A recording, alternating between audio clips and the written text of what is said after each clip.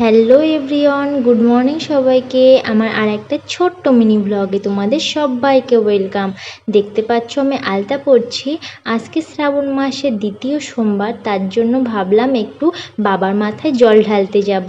তো আমি অনেক দিন আলতা পরি না, তো ইচ্ছা হলো একটু আলতা পরবো, উপোস করেছি যেহেতু তার জন্য। তো তারপর আমার আলতা পরা কমপ্লিট করে আমি শাড়ি পরে নিয়েছি। আমি শুনেছি যে শ্রাবণ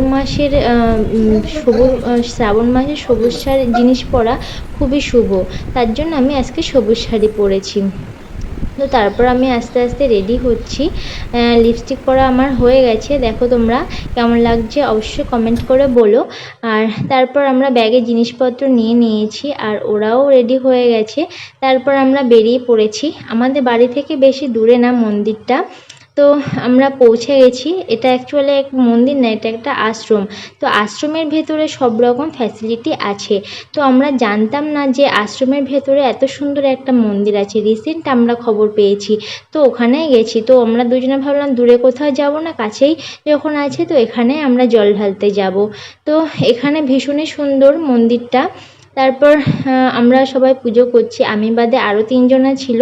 আর এখানে ব্রাহ্মণও সব সময় থাকে, দফায় দফায় মানুষ আসে আর দফায় দফায় পুজো হয়। তো আমার পুজো কমপ্লিট হয়ে গেছে। তারপর আমার হাজব্যান্ড যেহেতু না খেয়েছিলো, বললো আমি একটু জল ঢেলে নিই। তারপর আমরা একটু কীর্তন শুনে বাড়ি চলে এসেছি। আমার খিদে পেয়েছিল, আমি সাবু মেখে খাবো।